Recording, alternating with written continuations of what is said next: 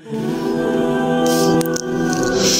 मरतबा हज़रत सुलेमान अलैहिस्सलाम ने अल्लाह ताला से पूरी मखलूक़ात को खाना खिलाने की इजाज़त तलब की। उन्होंने अल्लाह ताला से कहा कि ऐ परवरदिगार, अगर आप इजाज़त दें तो मैं पूरा साल आपकी तमाम मखलूक़ात को खाना खिलाना चाहता हूँ। तो अल्लाह ने फरमाया कि तू इसकी कुदरत नहीं रखता। फिर आपने दरख्वास्त की कि ऐ परवरदिगार, अगर आप इजाज़त दें तो मैं एक हफ़्ता आपकी तमाम मखलूक़ात को खाना खिलाना चाहता हूँ। अल्लाह ताला ने फरमाया तो इसकी भी कुदरत नहीं रखता। फिर आपने अल्लाह ताला से दरख्वास्त की कि अगर आप इजाज़त दें तो मैं एक दिन आपकी तमाम मखलूक़ात को खाना खिलाना चाहता हूँ। अल्लाह ताला ने फिर से फरमाया तो इसकी भी कुदरत नहीं रखता। चनाचा आप अलैहिस्सलाम को एक वक्त का खाना खिलाने की इजाज़त मिल गई। हज़रत सुलेमान अलैहिस्सलाम ने हर तरफ ऐलान कर दिया कि आज तमाम मखलूक़ात मेरी मेहमान हैं। आप अलैहिस्सलाम के हुक्म पर बहुत से जानवर ज़िबा किए गए और बहुत बेहतरीन और बहुत ज़्यादा खाना तैयार किया गया। खाने से भरपूर एक बहुत बड़ा दस्तरखान लगाया गया।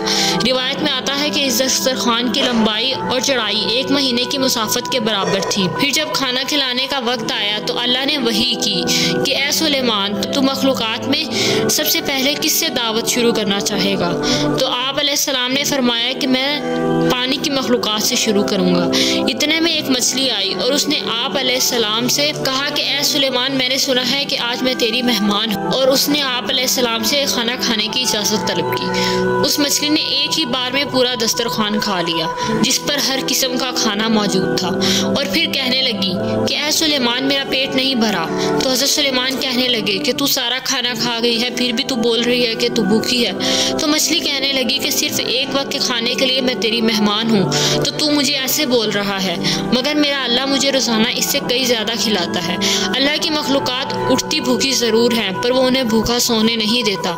हज़रत सुलेमान अलैहिस्सलाम ने जब बादशाहत का ऐलान किया तो तमाम चरिंद परिंद आपकी इताअत पर इमादा हो गए। आप अलैहिस्सलाम के दरबार में तमाम चरिंद परिंद इल्म हिकमत की बातें करते थे।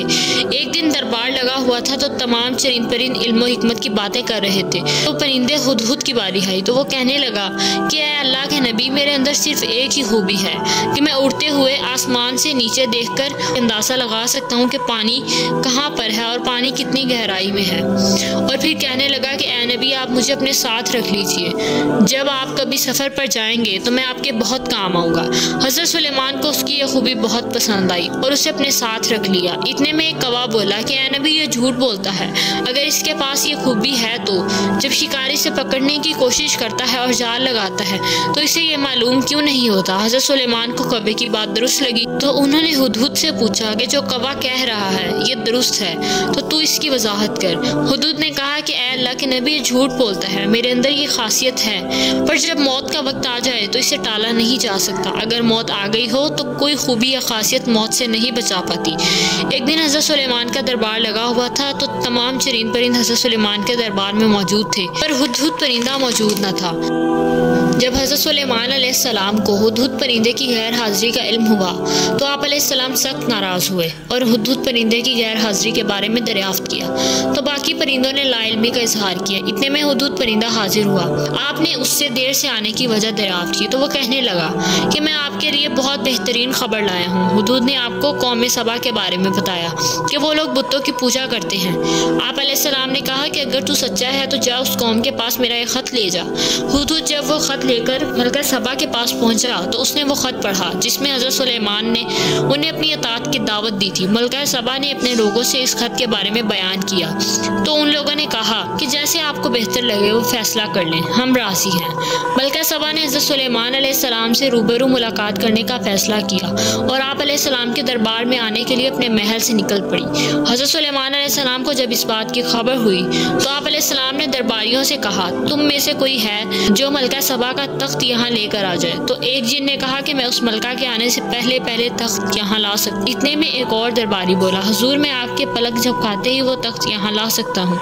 चनाचा वो तख्त आपके दरबार में आ गया। आप अलैहिस्सलाम ने उस तख्त में कुछ तब्दीली करके उसे वहाँ रख दिया। जब मलका सबा आपके दरबार में हाजिर हुई तो आप अलैहिस्सलाम ने उससे दरियाफ्त किया कि इस तख्त को जानती हो? तो मलका ने कहा, ये तख्त तो बिल्कुल मेरा है। यूँ वो मलका आपके इल्म और हिकमत के ज़ेर असर होकर आप पर ईमान ले आई। हज़रत सुलेमान अलैहिस्सलाम के पास यह खूबी थी कि आप तमाम चरिंद परिंद की बातें सुन लेते थे। एक मरतबा आप अपने लश्कर के साथ कहीं तशरीफ़ ले जा रहे थे तो कुछ चूंटियाँ रास्ते से गुजर रही थी। तो चूंटियों की मलका ने कहा कि जल्दी करो, गुजर जाओ, ऐसा ना हो कि सलमान का लश्कर हमें लाइलमी में कुचल कर। सलमान ने 3 मील के फासले से ही चूंटियों की बातों को सुन लिया था और लश्कर को रुकने का कहा ताकि चूंटियां गुजर जाएं। आप अलैहिस्सलाम ने फरमाया कि चूंटी को मेरे पास लेकर आओ। आपने चूंटी से कहा कि तुझे मालूम नहीं है कि मेरा लश्कर किसी पर जुल्म सितम नहीं करता।